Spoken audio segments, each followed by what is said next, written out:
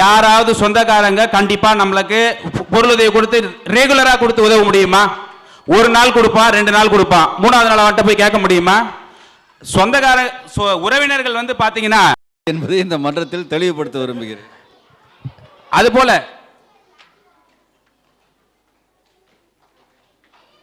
அதே போல இங்க மற்றபடி ஹாஸ்பிட்டல் வசதிகள் எல்லாமே வந்து பாத்தீங்கன்னா நம்ம நினைச்சு பார்க்காத அளவுக்கு ஒரு செலவினங்கள் அதிகம் இல்லாம ஒரு சாதாரண ஒரு வேலை பார்க்குற மக்களும் எல்லா வசதியும் அனுபவிக்கிற மாதிரி ஒரு அமைப்புகள் இங்க இருக்குது.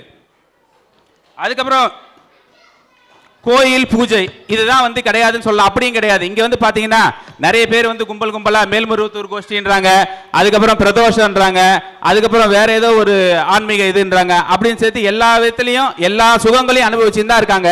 இதுல சோகம்னு வந்து எதை வச்சு சொல்றாங்கன்னு சொல்லிட்டு எனக்கும் புரியல. சோகம் தான் இருக்கு அப்படின்னு சொல்றதுக்கு இது வரைக்கும் எனக்கு எந்த ஒரு விதமான ஒரு ஆணித்தனமான ஒரு கருத்து எனக்கு கிடைக்கிற மாதிரி தெரியல. அடுத்து பேசுறவற்றியாவது ஏதாவது கருத்துகள் கிடைக்குதான்னு பார்க்குறேன். நன்றி, வணக்கம், வாய்ப்பை தம்பிக்கு. மிக அற்புதமாக இந்த வளைகுடா பகுதியில் கிடைக்கக்கூடிய சுகங்களுடைய வரிசையில் பட்டியலிட்டு தன் வாதத்திற்கு பலம் சேர்த்திருக்கின்றார் திரு ராஜா அவர்கள். அதில் ருத்ரதாண்டவம் ஆட அம்பலவாணன் அவர்கள் சோகமே என்ற தலைப்பில் பேசுமாறு அழைக்கின்றேன்.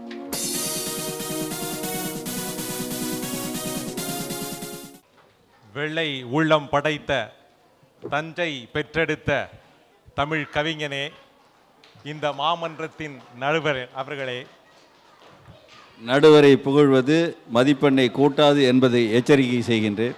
பிறை கொஞ்சமா இந்த சைடா சாஞ்ச மாதிரி இல்ல, இதுவா கொஞ்சம் பிறை, இது இந்த சைடா லெவல்ல இருக்கு. தேவையில்லாம என்ன கண்ணாடி பேக்க வச்சு அவமானப்படுத்தாதீங்க. தினம் நான் சோகமா இருந்துட்டு. இன்றைய தினம் சென்னை சூப்பர் கிங்ஸ் போல அமர்ந்திருக்கின்ற எதிரணி நண்பர்களே,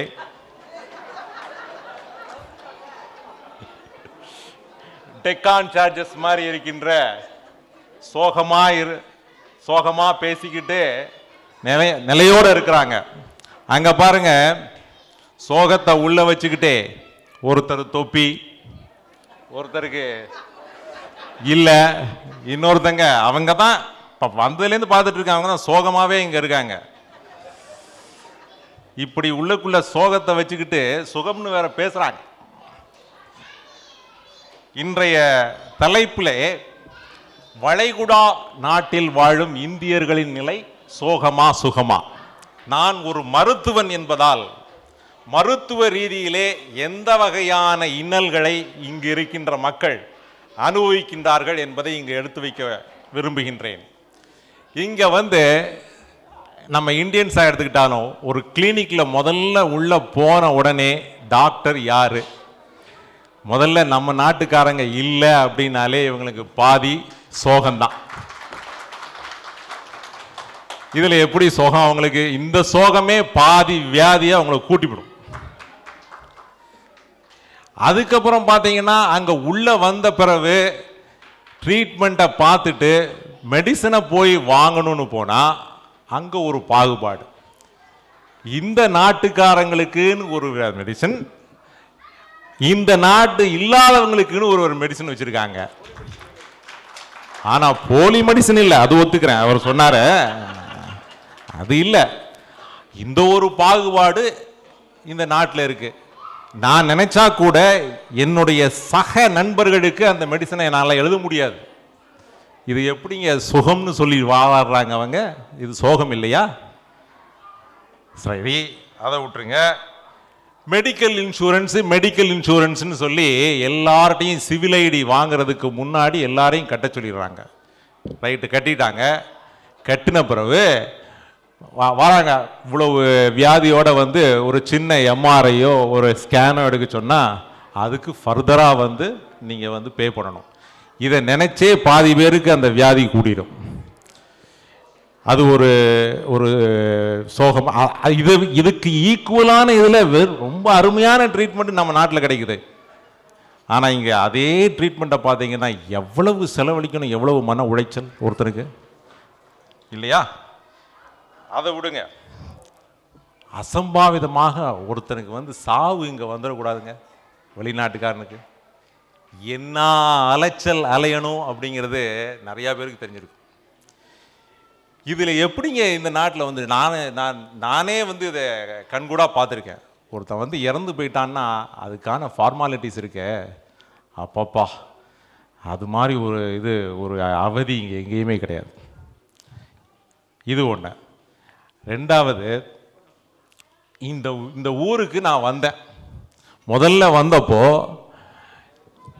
இந்த குவைத்தை வந்து எப்படி தான் இருக்குன்னு சுத்த விட்டாங்க பாருங்க, ஒரு 50-60 ப்ரொசீஜரு. அதிலே நான் வந்து பாதி என் உடம்பு போயிடுச்சு. அந்த மாதிரி ஒரு ப்ரொசீஜர்ஸ் இங்கே. இதை விடுங்க, முதல்ல வந்து நான் போனது முதல்லையாக வேலைக்கு போனது சவுதி அரேபியா. சவுதி அரேபியா பற்றி எல்லாத்துக்கும் தெரியும். அங்கே போய் முதல்ல வந்து ஏர்போர்ட்டில் இறங்கின உடனே எனக்கே ஆச்சரியமாக இருந்தது, என்னடா இது நம்ம எங்கே வந்திருக்கோம் அப்படின்னு. நேராக என்னை வந்து ஒருத்தர் வந்து ஒரு வாங்க வண்டியில் ஏறுங்கன்னு சொல்லி கூப்பிட்டு போய் ஒரு ரூமில் கொண்டு போய் விட்டார். அவ்வளோதான். ஒரு 4 சவரு, ஒரு பெட் இருந்தது, ஒரு கபோர்டு, ஒரு டேபிள் தான். அப்புறம் உடனே என்னை வந்து ஆஃபீஸ் கூப்பிட்டு போனாங்க. பாஸ்போர்ட்டை கையில் வாங்கி வச்சுட்டாங்க. முதல்ல வந்து இந்த மாதிரியான நிகழ்ச்சி எங்கேயாவது உண்டா? வளைகுடா நாட்கள் தான் இந்த மாதிரி இருக்குது. அதில் ஒன்று சவுதி அரேபியா. அங்கே வந்து வாங்கி வச்சுக்கிட்டு உங்களுக்கு இன்னும் நீங்கள் நாளையிலேருந்து வேலைக்கு வரலாம், ஆனால் நீங்கள் வந்து ஒரு வாரம் கழித்து தான் உங்களுக்கு வந்து இந்த மிச்ச ப்ரொசீஜர்ஸ்லாம் செஞ்சு உங்களுக்கு அந்த இக்காமா ரெடி ஆகும் அப்படின்னாங்க. சரின்னு சொல்லிட்டு நான் அடுத்த நாள் அந்த நாளே சாயங்காலம் வந்து வீட்டுக்கு வந்துட்டு பக்கத்தில் உள்ளவங்கெல்லாம் பேசிகிட்டு இருக்கும்போது, தப்பி தவறி வெளியெல்லாம் போயிடாதீங்க, இக்காமா இல்லைன்னு பிடிச்சிங்கன்னா அவங்களை ஜெயிலில் கொண்டு வச்சுருவாங்கன்னு ஒரு பயம் கொடுத்துட்டாங்க. சரி, அப்போ என்ன தான் செய்ய முடியும் அப்படின்னு பார்த்தா எல்லோரும் சொல்கிறாங்க, நீங்கள் டாய்லெட்டுக்கு தான் ஃப்ரீயாக போக முடியுமே வெளியே, வேறு எங்கேயுமே நீங்கள் ஃப்ரீயாக போக முடியாதுனாங்க. இந்த மாதிரியான ஒரு நிலைமை வந்து இருக்கும்போது எப்படி ஒருத்தன் வந்து தன்னிச்சையாக சுதந்திரமாக சுகமாக வாழ முடியும்? இது போக குடி உரிமைங்கிற ஒரு சட்டம் இந்த வளைகுடா நாட்டில் யாருக்குமே கிடையாது.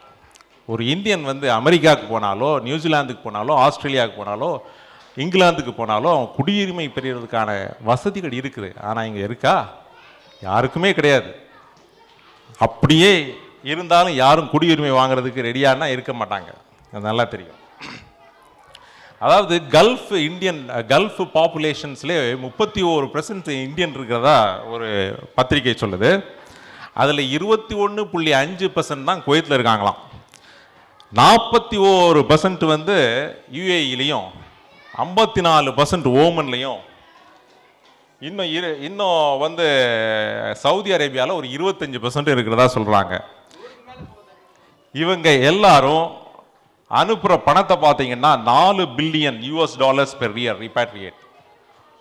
ஆனால் இவங்க வந்து இவ்வளவு சோகத்தை அனுபவிச்சு மிச்சவங்களுக்கு தான் சோகத்தை கொடுக்குறாங்களே வெளியே, தன்னுடைய வாழ்வில் அவர்கள் சோகமாகத்தான் இருக்கின்றார்கள் என்று நான் ஆணித்தரமாக சொல்லுகின்றேன்.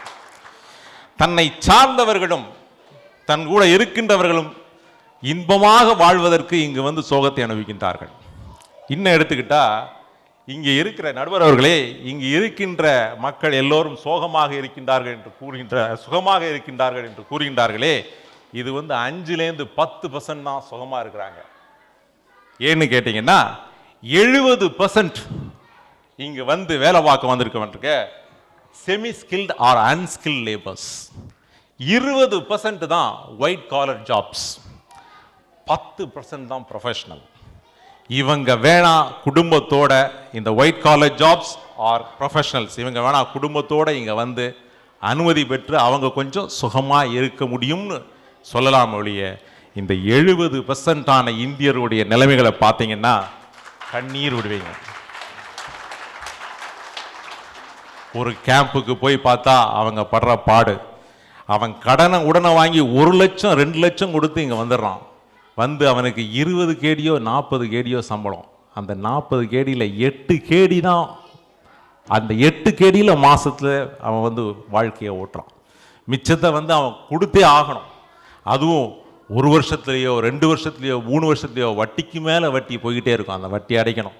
அவனுக்கான தங்கைகள், அவனுக்கான குடும்பத்தார்கள் பல பேர் அவனுக்கு காத்துக்கிட்டு இருக்காங்க. அவனெல்லாம் வேற அவன் வந்து சந்தோஷப்படுத்தணும். ஒரு தடவை அவன் வந்து வெக்கேஷன் போயிட்டு வரணும்னா அவனுக்கு எல்லாமே காலி ஆகிடும். அந்த மாதிரியான ஒரு சூழ்நிலைகளில் அவன் இங்கே வாழ்ந்து கொண்டு எப்படிங்க அவன் சுகத்தை அனுபவிக்கிறான்னு சொல்கிறாங்க இவங்க. நிச்சயமாக இல்லை, சோகத்தை தான் அவன் தன்னுடைய சோகத்தை தான் இங்கே அனுபவித்து கொண்டிருக்கின்றானே வெளிய சுகத்தை அவன் சுகம் என்று காண்பதெல்லாம் ஒரு வெளிவட்டார சுகம்தான் என்று நான் சொல்லி மீண்டும் அது போக இங்கே வந்து சவுதி அரேபியாவில் பொறுத்த இன்னொன்று, பெண்களுக்காக நிறைய உரிமைகள் வழங்கவே படல. அங்கே போய் டிரைவிங் கூட பண்ண முடியாது பெண்கள். எங்கேயாவது டிரைவிங் பண்ணுறாங்க, அங்கே டிரைவிங் கூட பண்ண முடியாது. இன்னும் ஓட்டிங் ரைட்ஸ் கிடையாது. இன்னும் நமக்கு வந்திருக்கா ஓட்டிங் ரைட்ஸு? நம்ம நாட்டு ஒன்றும் கிடையாது. ஸோ இந்த மாதிரி பலவிதமான ஒரு சூழ்நிலைகளில் இங்கு வாழும் இந்தியர்களின் நிலை பெரும்பாலானவர்களின் நிலை சோகமே என்று கூறி வாய்ப்புக்கு நன்றி கூறி அமர்கிறேன். நன்றி, வணக்கம். இரு அணியினுடைய வாதங்களும் விஞ்ஞான பதிவுகளாக மருத்துவர் அவர்கள் தன்னுடைய ஆதாரங்களை இந்த மன்றத்தில் பதிவு செய்திருக்கின்றார்கள். இப்பொழுது பட்டிமன்றத்தினுடைய வாதங்கள் முடிவடைந்த காரணத்தினால் துவக்கி வைப்பவரே முடித்து வைக்க வேண்டும் என்ற மரபுகள் பட்டிமன்றத்தில் கடைபிடிக்கப்படுகின்ற காரணத்தினாலே இப்பொழுது சோகமே என்ற அணியினுடைய மதிப்பிற்கு மரியாதைக்குரிய லிவிங்ஸ்டன் அவர்கள் புதிய வாதங்களை வைக்காமல் தான் சொன்ன கருத்துகளுக்கு வலுவூற்றுகின்ற ஆதாரங்களை 2 அல்லது 3 மணித்துளிகளில் காலம் கருதி நிறைவு செய்யுமாறு வெத்த பணிவுடன் கேட்டுக்கொள்கின்றேன். அவைக்கு மீண்டும் வணக்கம். நான் கூறிய கருத்துக்களும் எனது அணியினர் கூறிய கருத்துக்களும் உங்களது மனதிலே ஆழமாக பதிந்திருக்கும் என்று நம்புகின்றேன். இந்த கருத்துக்களின் அடிப்படையிலே நடுவர் தீர்ப்பு வழங்குவதற்கு முன்னர் எங்களுடைய அணியினர் எந்தெந்த கருத்துக்களை எடுத்து கூறினார்கள் என்பதை கோர்வையாக சொல்லி எங்களது அணியின் நிலைமையை மீண்டும் அதிகமாக வலுவாக்கி கொள்ளதாக ஆசைப்பட விரும்புகின்றேன். எங்களது அணியில் பேசும் பொழுது உறவு முறைகளை பற்றி அழகாக எடுத்து கூறினார்கள். நம்முடைய பிள்ளைகள், நம்முடைய சிறுவர்கள் உறவு முறைகளை மறந்து வாழுகின்ற நிலைமைதான் இந்த வளைகுடா வாழ்க்கையால் நமக்கு ஏற்படுகின்றது என்பதை அழகாக எடுத்து கூறினார்கள். பண்டிகை காலங்களின் சந்தோஷங்களை, பண்டிகை காலங்களின் சுகங்களை நமது சிறுவர்கள், நமது பிள்ளைகள் நிச்சயமாக தவறவிடுகின்றார்கள் என்பதை அழகாக எடுத்துரைத்தார்கள். தமிழ் மொழியை நமது குழந்தைகள் மறந்து விடுகின்றார்கள். தமிழ் மொழி தெரியாமலே திரிந்து வருகின்றார்கள். தாய்மொழியாம் தமிழ் மொழியை நிச்சயமாக அவர்கள் கற்றுக்கொள்ள வேண்டும் என்பதனை அழகாக எடுத்துரைத்து கூறினார்கள். அதனை ராஜா அவர்கள் கூறும்போது, இந்த நாட்டில் படிப்பதால் ஆங்கில மொழியை அவர்கள் நன்றாக அறிந்து கொள்கின்றார்கள், அது போதும் என்று கூறினார். என்னை பொறுத்த அளவில் தாய்மொழியாம் தமிழை தெரிந்து கொள்ளாமல் எத்தனை மொழிகளை தெரிந்து கொள்ளாலும் அது பயன் கொடுக்க போவதில்லை என்பதை நான் கூறிக்கொள்ள ஆசைப்படுகின்றேன். அடுத்தாற்போல் ராஜா அவர்கள் கூறினார்கள், இந்தியாவில் சிறுவர்கள் பள்ளி முடிந்து விளையாடச் செல்வதே இல்லை என்று. அந்த கூற்றினையும் நான் வன்மையாக மறுத்துரைக்கின்றேன். இன்றும் பள்ளிக்கூடங்கள் முடிந்து வீட்டிற்கு வந்த பிறகு பாரதியார் கூறியபடி அவர்கள் விளையாடச் செல்கின்றார்கள். விளையாடி விட்டுதான் வந்து அவர்கள் படிக்கின்றார்கள். அவர்கள் தங்கள் வயதினை ஒத்த நண்பர்களோடு விளையாடி ஆடி பாடி மகிழ்ந்து சந்தோஷமாக இருக்கின்றார்கள். என்னுடைய பையன் இன்னைக்கு ஊருக்கு போயிட்டு இன்னைக்கு தான் வந்திருக்கான். ஊரில் என்னடா பண்ணா அப்படின்னா 10 நாள் சந்தோஷமாக விளையாடினப்பா அப்படின்னா. ஸோ அந்த பழக்க வழக்கங்கள் இன்றும் நம்முடைய நாட்டில் இருந்து கொண்டுதான் இருக்கின்றன. அது அத்தகைய சூழ்நிலைகள் இங்கு வளருகின்ற நம்முடைய குழந்தைகளுக்கு நிச்சயமாக மறுக்கப்படுகின்றது என்பதை மீண்டும் ஆணித்தரமாக கூறிக்கொள்ள ஆசைப்படுகின்றேன். இங்கும் சிபிஎஸ்இ சிலபஸ் தான் படிக்கின்றார்கள். நம்முடைய நாட்டிலும் சிபிஎஸ்இ சிலபஸ் தான் படிக்கின்றார்கள். இங்கு என்ன குறை என்று கேட்டார். இங்கு சிபிஎஸ்இ சிலபஸை பயிற்றுவிக்கின்றவர்கள் முறையான ஆசிரியர்கள் அல்ல. நம்முடைய நாட்டிலே சிபிஎஸ்இ சிலபஸை பயிற்றுவிப்பவர்கள் முறையான ஆசிரியர்கள். மேலும் இங்கு மாணவர்களிடையே சிறந்த காம்படிஷன் அமைவது இல்லை. ஒரு வகுப்பறையிலே நன்றாக படிக்கக்கூடிய ஒரு மாணவனோ 2 மாணவனோ இருக்கின்றான். பட் நம்முடைய நாட்டிலே அப்படி இல்லை. நம்முடைய நாட்டிலே சிறந்த டீச்சிங், சிறந்த கோச்சிங், சிறந்த காம்படிஷன் இருப்பதால் அது நம்முடைய அங்கு பயிலுகின்ற நம்முடைய குழந்தைகளை சிறந்த கல்வித்தரமுடைய குழந்தைகளாக மாற்றுகின்றது என்பதை கூறிக்கொள்ள ஆசைப்படுகின்றேன். அடுத்தாற்போல் லேண்ட்லைன் வந்து இங்க ஃப்ரீயா கிடைக்குதுன்னாங்க. லேண்ட்லைன்ல லேடிஸ் பேசிக்கிட்டே இருக்காங்களாம். அப்படி அவங்க இந்திய நாட்டுக்காவது குவைத் நாட்டுக்காவது உபயோகமா என்னத்தை பேசுறாங்கன்னு எனக்கு புரியல. ராஜாவுக்கு புரிஞ்சா சரி. ஜெயில் ஒரு சொர்க்கம் அப்படின்னாரு. எத்தனை தடவை ஜெயில் போனான்னு தெரியல. நான் ஒரே ஒரு தடவை தெரியாதனமா அந்த போலீஸ் ஸ்டேஷன் போயிட்டேன். அங்க இருந்து வெளியே வர்றதுக்குள்ள எனக்கு கொலை நடுங்கி போச்சு. போலீஸ் ஸ்டேஷனுக்கு போனதுக்கே அப்படின்னா அவர் ஜெயிலுக்கு போய் எப்படிதான் சிரமம் இல்லாம வந்தாருங்கிறது எனக்கு தெரியல. ஏன்னா நம்ம பேசுறது அவனுக்கு புரியாது, அவன் பேசுறது நமக்கு புரியாது, அவன் என்ன சொல்ல வராங்கிறது நமக்கு புரியாது. அவன் நம்ம நீ தப்பு பண்ணான்னு சொன்னானா, நீ தப்பு பண்ணலன்னு சொன்னானா, எதுவுமே புரியாம அங்கே நாம் பட்ட அவஸ்தை எனக்கு தான் தெரியும். Because of a small accident. So அவர் ஜெயிலுக்கே போவேங்கிறாரு. போகட்டும். எங்க டாக்டர் அருமையா சொன்னாரு, மருத்துவ துறையிலே நாம் இங்கு வசிக்கின்ற வேளையிலே நாம் படுகின்ற சோகங்களை எல்லாம் அருமையாக எடுத்துரைத்தார். அவர் சவுதியிலே அவர் வேலை பார்த்த காலங்களிலே அவர் எவ்வாறு நடத்தப்பட்டார். ஒரு இந்தியன் வளைகுடா நாட்டிலே அவனுடைய தனி மனித உரிமைகள் மறுக்கப்படுகின்றன. அவன் இரண்டாம் தர குடிமகனாகத்தான் இங்கு நடத்தப்படுகின்றான். ஒரு ஏடிஎம்ல நீங்க பணம் எடுக்க நிற்கிறீங்க, குவைத்தி வர அவங்க முன்னால உங்களெல்லாம் கண்டுக்கிறதே இல்லை, அவன் போய் எடுத்துட்டு போயிட்டே இருக்கான். நீங்க என்ன சொல்ல முடியும்? நம்ம எதுவுமே சொல்ல முடியாது. நம்ம ஃபேமிலியோட நடந்து போயிட்டு இருக்கோம். இந்நாட்டு மன்னன் 3 வயசானவன் கள்ளத்துக்கு எறிறான், காரி உமிழ்றான். ஏதாவது பண்ண முடியுமா? நம்ம நாட்டில் இப்படி ஒரு சம்பவம் நடக்குமாயா? தாய் தந்தையெல்லாம் சும்மா பார்த்துட்டு இருப்பாங்களா? சோ இத்தகைய சோகங்களை எல்லாம் சுகங்களாக சுமை தூக்க நாம் கற்றுக்கொண்டதனால் இந்த சோகங்கள் எல்லாம் நமக்கு சுகங்களாக தெரிகின்றன, சுமைகளாக தெரிவதில்லை. எனவே வளைகுடா நாடுகளில் இந்தியர்களின் வாழ்க்கை இங்கு அருமையாக எடுத்துரைத்தார். 70% மக்கள் இங்கு அன்ஸ்கில் ஆர் ஸ்கில் லேபராக வேலை பார்க்கின்றார்கள். அவர்களது நிலைமை அந்த முகாம்களுக்கு சென்று அவர்கள் எந்த நிலையில் வாழுகின்றார்கள், அவர்கள் எவ்வளவு பணம் கொடுத்து இந்த நாட்டிற்கு வந்தார்கள் என்பதை எல்லாம் நீங்கள் அறிந்தால்தான் உங்களுக்கு தெரிய வரும். எனவே வளைகுடா நாடுகளில் இந்தியர்களின் நிலையானது சோகமே சோகமே சோகமே என்று கூறி வாய்ப்பளித்த குவைத் தமிழ்ச் சங்கத்திற்கு எனது மனமார்ந்த நன்றிகளை காணிக்கையாக்கி விடைபெறுகின்றேன். நன்றி, வணக்கம். வெற்றி எமதே. தீர்ப்பை அவர்களே எழுதி சென்றதை இந்த மன்றம் வன்மையாக கண்டிக்கிறது. சோகமே என்ற அணியில் மிக ஆணித்தரமான உருக்கமான கருத்துக்களை மதிப்பிற்கும் மரியாதைக்கும் உரிய கவிஞர் லிவிங்ஸ்டன் அவர்கள் பதிவு செய்திருக்கிறார்கள். அதை எதிர்வாதம் செய்யாமல் தொகுத்து சொல்வதற்காக அந்த அணியினுடைய தலைவி ஆணையிட்டதின் பேரில் திரு மதிப்பிற்கும் மரியாதைக்கும் உரிய ராஜா அவர்கள் தலைமை பொறுப்பை ஏற்று வாதங்கள் பொது வாதங்களை வைக்காமல் தொகுத்து வழங்குமாறு 2 மணித்துளிகள் சொல்லுமாறு இந்த மன்றம் அவர்களுக்கு ஆணையிடுகிறது. ஆனால் லிவிங்ஸ்டன் இங்கே பேசும்போது மொழி பிரச்சனை பற்றி சொன்னார். மொழி பிரச்சனை இந்தியாவில் கிடையாதா? எனக்கு தமிழ் இங்கிலீஷ் தவிர வேறு தெரியாது. நார்த் இந்தியாவுக்கு போய் நான் பட்டப்பாடு எனக்கு தான் தெரியும். ஹிந்தி சுத்தமாக தெரியாது. இதே அனுபவங்களை நான் இந்தியாவிலேயே அனுபவிச்சிருக்கேனே. இங்கே மொழி பிரச்சனை தெரியாமல் இருக்கிறது நமக்கு அட்வான்டேஜ். அவன் என்ன சொல்கிறான்றது நமக்கு தெரியாது, நம்ம என்ன சொல்கிறான்றது அவனுக்கு தெரியாது. உதாரணத்துக்கு வந்து பார்த்தீங்கன்னா, என்னுடைய நண்பர் வந்து போலீஸில் பிடிச்சிட்டாங்க. அவர் ஏர்போர்ட்டுக்கு போயிருக்கும்போது என்ன விஷயம்னு சொல்லிட்டு கேட்டாச்சுன்னா, ஏர்போர்ட்டில் போயிருக்கும்போது எதுக்காக அரெஸ்ட் பண்ணி கூப்பிட்டு வந்தாங்கன்னா, அவருடைய மொபைல் சிம் கார்டு எங்கேயோ மிஸ் பண்ணிட்டாரு. அந்த சிம் கார்டை ஒருத்தவன் போட்டு ஒரு குவைத்தி பொண்ணுக்கு வந்து கண்ணாபண்ணான்னு சொல்லிட்டு பேசியிருக்கான். ஸோ அவள் வந்து போலீஸில் கம்ப்ளைண்ட் பண்ணோடனே அந்த சிம் கார்டை வச்சு ட்ரேஸ் பண்ணி இவருது தான் அந்த சிம் கார்டுன்னு பிடிச்சி ஏர்போர்ட்டில் பிடிச்சிட்டாங்க. அப்புறம் என்ன ஆச்சுன்னா, சார் 1 வருஷமாக போலீஸ் கேஸ்ன்னு அலைஞ்சான்னா. அப்புறம் எப்படி ரிலீஸ் ஆனேன் சார்? ஜட்ஜு கிட்ட போனேன். ஜட்ஜு வந்து உனக்கு அரபிக் தெரியுமான்னு கேட்டார். தெரியாதுன்னு சொன்னேன். இவனுக்கு அரபிக்கே தெரியாது, இப்போ எங்கேருந்து அவன் பொண்ணுகிட்ட பேசுவான், அனுப்பி விடியாவன அப்படின்னு சொல்லிட்டாரு சார். நான் ஸோ அதனால் மொழி தெரியாமல் இருக்கிறது வந்து பார்த்தீங்கன்னா நிறைய இடத்துல வந்து அட்வான்டேஜ் தான். இன்னொன்று, மருத்துவர் திரு அம்பலவாணன் அவர்கள் பேசுறது அப்படி பொறுமையாக கேட்டனா ஒரு ஹிப்னாட்டிசம் எஃபெக்ட் வந்துடும் நமக்கு. அவருக்கெல்லாம் கொஞ்சம் வருத்தம் இருக்க தான் செய்யும். ஏன்னா இங்கே மருத்துவம் வந்து தனியாக ப்ராக்டிஸ் பண்ணுறது கவர்மெண்ட் அலோவ் பண்ணுறது இல்லை இங்கே. அதுக்கப்புறம் வந்து பார்த்தீங்கன்னா அது வந்து அவருக்கு சோகமாக இருக்கலாம்.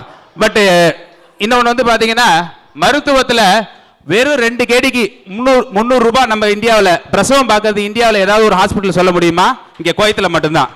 அது வந்து பாத்தீங்கன்னா நம்ம இந்தியாவில் இப்பெல்லாம் பிரசவம் 100க்கு 80% பிரசவம் வந்து சிசேரியன் தான் நடக்குது. ஆனா குவைத்தில் 100க்கு 95% பிரசவம் வந்து நார்மல் டெலிவரி நடக்குது. இது யாருடைய குற்றம்? மருத்துவருடைய குற்றமா இல்ல மக்களுடைய குற்றமா? அதுக்கப்புறம் 40 கேடி பிரசவம் யாருடைய குற்றம்னு இதுவரைக்கும் யாரும் கண்டுபிடிக்கல. அதுக்கப்புறம் வந்து சொல்றாரு 40 கேடி சம்பளம்லாம் கிடையாது நடுவர் அவர்களே. இங்க வந்து இப்பெல்லாம் மினிமம் சம்பளமே 60 கேடி ஆக்கிட்டாங்க. அது 80 கேடி ஆக்கி 100 கேடியாவும் ஆகி போச்சு. அதுக்கப்புறம் வந்து பாத்தீங்கன்னா இங்க வந்து 40 கேடி வாங்குறவங்க சோகத்துல இருக்கான்றீங்களே. சரி, சம்பாரிச்சு சோகத்துல இருக்கானா இல்ல சம்பாதிக்காம இந்தியாவிலே இருந்தா ரொம்ப சுகமா இருப்பானா சொல்லுங்க? அவன் இந்தியாவில இருந்தா வாழ்க்கை ஃபுல்லா சோகத்துல இருக்கான். இங்க வந்து பாத்தீங்கன்னா சம்பாதிக்கிறான், அதுக்கப்புறம் வீட்டுல போய் சந்தோஷமா இருக்கான். இதுல எங்க இருந்து சோகம் வந்துடுது? எதுக்காக வர சோகம் சோகம் சோகம் சொல்றீங்களே? சோகம் சோகம்னா எதுக்காக இங்க உட்காந்துருக்கீங்க? அழகா அடுத்த பிளைட் டிக்கெட் பிடிச்சி இந்தியாவுக்கு போயிட்டே இருக்க வேண்டியதானே? குடியுரிமை டாக்டர் சொல்றாரு குடியுரிமைக்கு வேணும், குடியுரிமை கொடுக்க மாட்டேன்றாங்க. கொடுத்தாலும் வாங்க மாட்டோம். கொடுத்தா வாங்க மாட்டோம், அப்புறம் எதுக்கு கேட்குறீங்க? எங்களுக்கு எதுக்கே குடியுரிமை? நாங்க இந்திய பிரஜை, எங்களுக்கு இந்திய குடியுரிமை ஒன்று போதும். எங்களுக்கு வேற எந்த குடியுரிமையும் தேவையில்லை. நாங்க சாவர வரைக்கும் இந்தியனா இருக்கணும்னு தான் ஆசைப்படுறோம். எங்களுக்கு எதுக்கு இங்க குடியுரிமை? நாங்க இங்க என்ன வேலை பார்க்கறதுக்காக வந்திருக்கோம். வேலை பார்க்குற வரைக்கும் பார்ப்போம். நாங்க வேலை பார்த்து சம்பாதிக்கிறது இந்தியாவில் எடுத்துட்டு போய் இன்வெஸ்ட் பண்ணுவோம், இந்தியாவை உயர்த்துவோம். அதுதான் எங்களுடைய குறிக்கோள். இங்க எதுக்கு எங்களுக்கு குடியுரிமை? இங்க எப்படி போனா எங்களுக்கு என்ன இருக்கு? அதை பத்தி எங்களுக்கு கவலையே கிடையாது. அதுக்கப்புறம் சாவு ஃபார்மாலிட்டி சொன்னாரு. சாவு ஃபார்மாலிட்டி செத்ததுக்கு அப்புறம் படுற கஷ்டம் எப்படி தெரிய போகுது அவனுக்கு? செத்ததுக்கு அப்புறம் கஷ்டப்பட்டா என்ன, கஷ்டப்படாம போனா என்ன? நம்ம ஊர்ல மட்டும் இறந்த உடனே என்ன உடனே கொடுத்துருந்தாங்களா? அதுக்கப்புறம் அங்கேயும் ஃபோர்ஸ் தான் ஃபார்மாலிட்டிஸ் எல்லாமே இருக்குது. இங்கேயும் வந்து பாத்தீங்கன்னா அது செத்ததுக்கு அப்புறம் ஒரு இந்திய பிரஜை வந்து இறந்துட்டானா அவருடைய எல்லா ஃபைலையும் அவங்க க்ளோஸ் பண்ணணும். ஸோ அதுக்கு உண்டான ஃபார்மாலிட்டிஸ் இருக்கும் தான் செய்யும். அதை ஒன்றும் பண்ண முடியாது. என்ன அதுல டிஃபிகல்ட்டி என்ன வருதுன்னா, நமக்கு வந்து மொழி தெரிய மாட்டேங்குது. அந்த மொழி தெரியாதால அது நமக்கு கஷ்டமா இருக்குது. என்னென்ன தேவைன்னு சொல்லிட்டு தெரிஞ்சுதோ. நான் என்னுடைய ஃப்ரெண்டு ஒருத்தவங்களுடைய அம்மா இறந்துட்டாங்க. வித்தின் 2 days 2 நாள்ல தான் பார்க்க வேண்டியவங்களை பார்த்து கரெக்டாக வந்து என்ன தேவையோ அந்த ரெக்குவயர்மெண்ட்டை கொடுத்து போயாச்சு. ஸோ இதில் வந்து எந்த பிரச்சனையும் வர்ற மாதிரி எங்களுக்கு ஒன்றும் தெரியவே இல்லை. முக்கியமா எல்லாத்துக்கும் முத்தாய்ப்பா வைக்கிற மாதிரி நான் ஒன்று சொல்லிக்க விரும்புறேன். இந்த உலகத்திலேயே சம்பாதிக்கிற பணம், வாங்குற சம்பளம் அத்தனையும் 100% கொண்டாந்து வீட்டில் கொண்டாடிட்ட கொடுத்து அனுபவிக்கக்கூடிய ஒரே இடம் இந்த வளைகுடா நாடுகள் தான். 1 பைசா டாக்ஸ் கிடையாது. நம்ம இந்தியாவில் டாக்ஸ் உண்டு, அதுக்கப்புறம் மேலை நாடுகளில் டாக்ஸ் உண்டு. ஆனா வாங்குற சம்பளம் அத்தனையும் ஒரு சேதாரமும் இல்லாம நம்ம சேர்த்து வச்சு அதை நம்ம இந்தியாவுக்கு அனுப்பிச்சு நம்ம இந்தியாவோட முன்னேற்றத்துக்காக நம்ம வந்து நம்மளுடைய முன்னேற்றத்தோட சேர்த்து நம்ம நாட்டை முன்னேற்றுறோம். அதுக்கு உண்டான ஒரே இடம் வந்து இந்த வளைகுடா நாடு தான் அப்படின்னு கூறிக்கொண்டு நன்றி. வாய்ப்புள்ள இந்த மைக்கு கோயில் தமிழ்ச்சங்கத்துக்கு நன்றி கூறி விடைபெறுகிறேன். நன்றி, வணக்கம். கேடிக்கு ஆசைப்பட்டு குவைத்துக்கு வந்து தமிழ் தெரிந்த கேடிகளிடம் இந்த மன்ற தலைமை மாட்டிக்கொண்டதோ என்ற ஐயப்பாட்டுக்கு மத்தியில் மிக மிக அற்புதமாக தன் வாதங்களை 2 அணியினரும் பதிவு செய்திருக்கிறார்கள். எனக்கு என்ன ஒரே ஒரு பயம்னா, அரபு எனக்கு தெரியாது அப்படின்னு சொல்ல முடியாது. லா ஹவுல வலா குவத்த இல்லா பில்லாஹில் அசீஸில் ஹக்கீம்னு 2 வார்த்தை சொல்லிட முடியும். ஏன்னா அரபும் கொஞ்சம் நாங்கள் அலி பேபேன்னு படித்தவன். அதனால் அரபுக்கு சப்போர்ட் பண்ணியும் தீர்ப்பு சொல்ல முடியாது. நீதிமன்றத்தினுடைய ஐயப்பாடு என்றால், இந்த அரசாங்கத்தை எதிர்த்து தீர்ப்பு சொன்னால் வெளியில் போக முடியுமா போக முடியாதா என்று இந்த மன்றம் உத்தரவாதம் அளிக்குமா அளிக்காதா என்ற ஒரு ஐயப்பாடு இருக்கின்ற காரணத்தினாலும், அதே நேரத்தில் இந்த ஒரு தலைப்பு என்பது வளைகுடா வாழ்க்கை என்பது சுகமா சோகமாங்கிறது உலகத்தில் இருக்கக்கூடிய அத்துணை தமிழர்களும் எதிர்காலத்தில் தன்னைத்தானே கேட்டுக்கொள்ளக்கூடிய ஒரு அற்புதமான கேள்வி. ஒரு வாழ்க்கை என்பது என்னென்னா ஒரு கடல் மாதிரி. அது கிட்டக்க இருந்துச்சுன்னா நமக்கு குளிர்ச்சியை கொடுக்கும், அல்லது அதிகமான உஷ்ணங்களை உள்வாங்கி அது எப்படி பெற்றதோ அதை நமக்கு வெளிப்படுத்தும். நீங்கள் அதில் போய் குளிச்சிங்கன்னா உங்களுக்கு அது சுகத்தை கொடுக்கும். குளிக்க தெரியாமல் குளிச்சிங்கன்னா உங்களுக்கு அது மரணத்தை கொடுக்கும். அந்த வாழ்க்கையிலேயே இன்னும் கொஞ்சம் தாண்டி உங்களுக்கு முழுகுவதற்கு முக்குளிக்கக்கூடிய ஆற்றல் இருக்குமே, ஆனால் அது முத்துக்களையும் கொடுக்கும். அதான் வாழ்க்கைங்கிறது. சரி, வழி தெரியாமல் கடலோடா கால்வல் நெடுந்தேர் ஓடும் நாவாய் ஓடா நிலத்து, அந்த நெளிவு சுழிவுகளில் நீங்கள் பயணிக்கக்கூடிய படகாக மாறுவதற்கு உங்கள் சக்தி இருக்குமே, ஆனால் அந்த திரைக்கடல் ஓடி நீங்கள் திரவியத்தை தேடிவிட முடியும், மிகப்பெரிய வெற்றி அடைய முடியும். அரபு தெரியாதது யாருடைய குற்றம்? மதிப்பிற்கும் மரியாதைக்கும் உரிய மிக கல்வி அறிவு இல்லாத ஒரு கிராமத்தை சார்ந்த பொன், மதுரையை சார்ந்த பொன் என்னது, ஆனால் குவைத் சேது அவர்கள் அரபு பேசுகின்ற அழகை பார்த்தால் அராபியன் அவருக்கு தலை வணங்குவார்.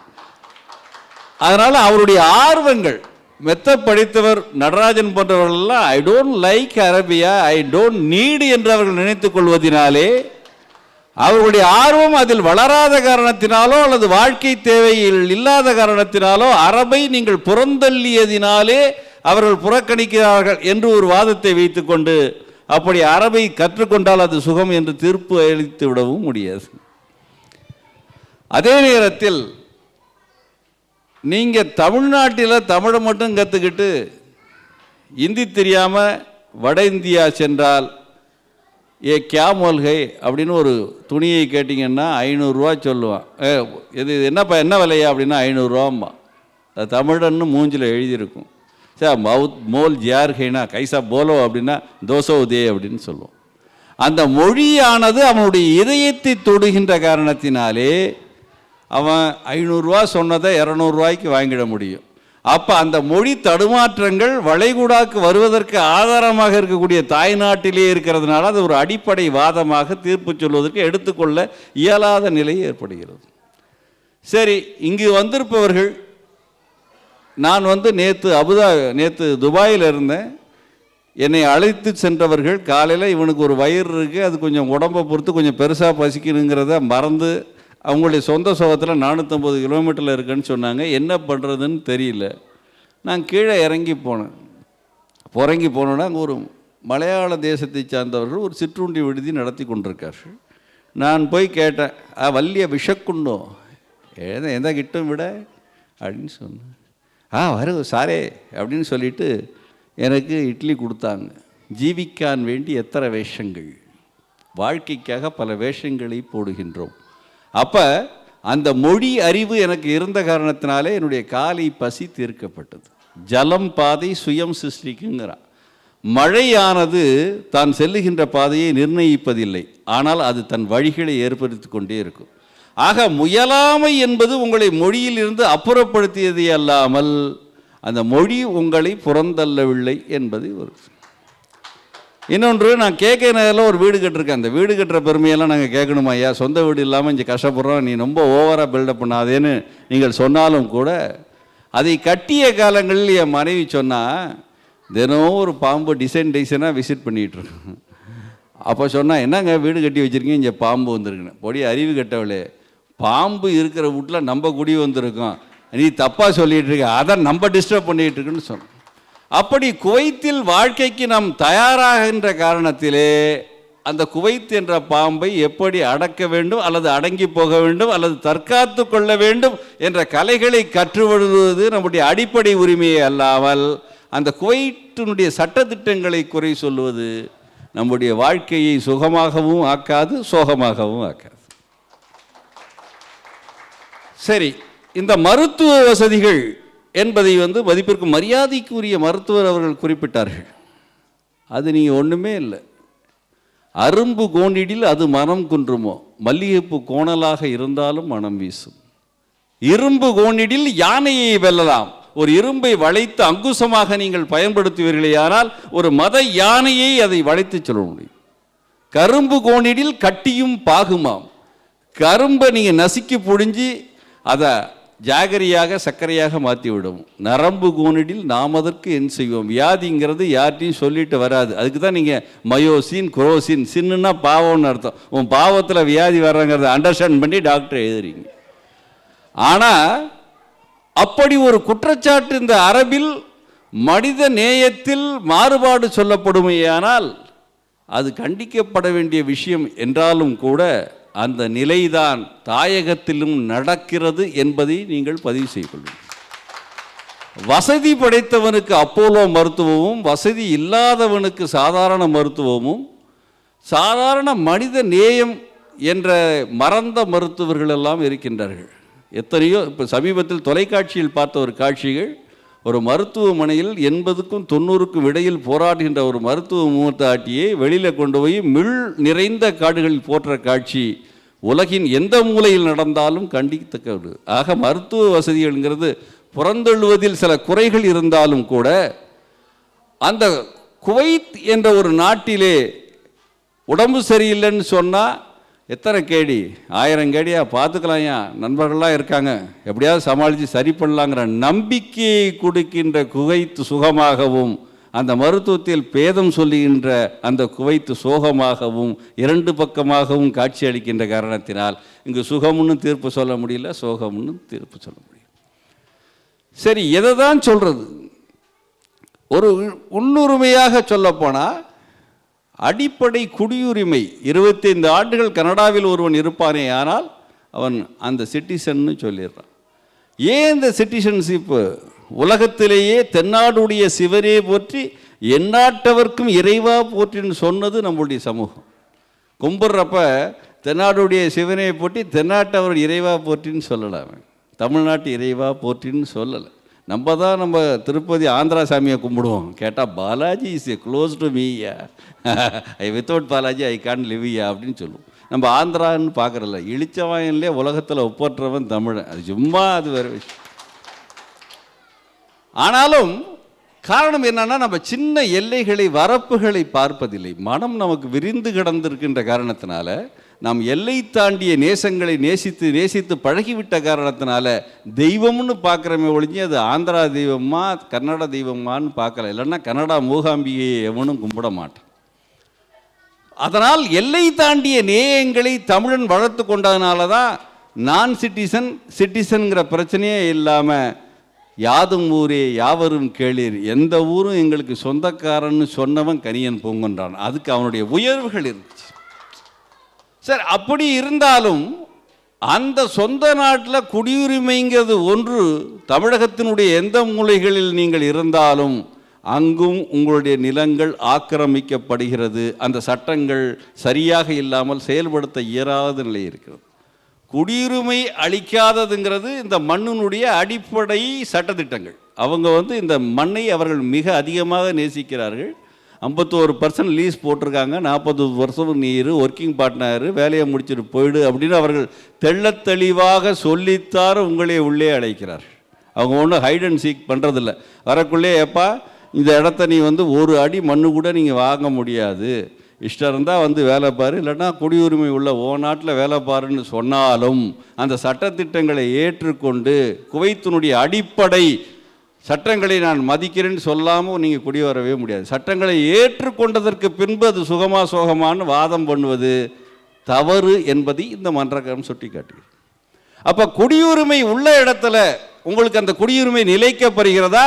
எல்லா சிட்டிசனும் ஒன்றா நடத்துறது தானே குடியுரிமை.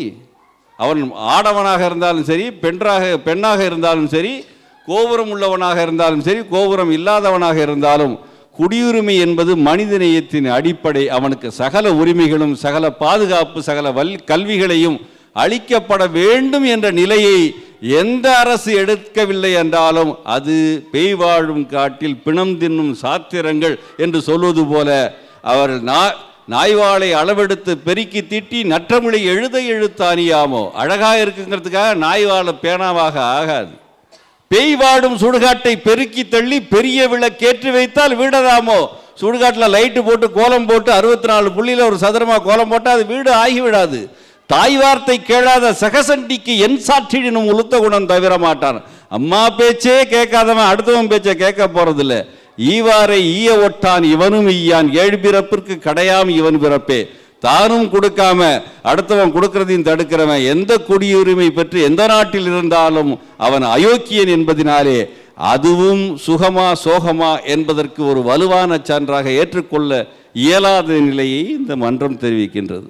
அப்புறம் என்னையா சொல்கிறேன் சார், எங்கள் பாட்டிக்கு உடம்பு சரியில்லை, நான் டெல்லியிலே இருந்திருந்தேன்னா அப்படியே ஹை ஜம்ப் பண்ணி லாங் ஜம்ப் பண்ணி அனுமார் வாலில் போய் இறங்கி இங்கே பட்டுக்கோட்டை பக்கத்தில் போய் ஜம்முன்னு கொதிச்சிருவேன். கொதிச்சு என்ன செய்ய போற? நீ பையில பணம் இல்லாட்டினா கிளவி கொண்டு வரலையாப்பா, அப்பா டஃப், அது போய் சேர்ந்துடும். பொன்னோடு மணி உண்டானால் புலைஞனை கிளைஞன் என்று தன்னையே புகழ்ந்து கொண்டு சாதியர் மனம் முடிப்பார். பிணத்தை எரிக்கக்கூடிய ஈனத் தொழில் என்று கருதப்படுகின்ற தொழில் செய்கின்ற ஒருவன் பணத்தோடு இருந்தால் உலகத்தின் ஒப்பற்ற உயர்ந்த ஜாதி என்று தன்னை சொல்லிக் கொள்ளுவோம். அவன் யார் தெரியுமில்ல? தூரத்தை மச்சான் தான், சின்ன வயசில் கோச்சிட்டு போயிட்டான், அவன் அந்த தொழிலெலாம் பண்ணுறான்னு தப்பாக நினைக்காதீங்க, அவன் ரொம்ப நம்ம ஆளு தான் அப்படின்னு சொல்லி பொண்ணு கொடுத்துருவான் பணம் இருந்துச்சுன்னா. மன்னராய் இருந்த பேர்கள் வகை கெட்டு போவராகில் யாரோ எவரோ என்று பேசுவர்.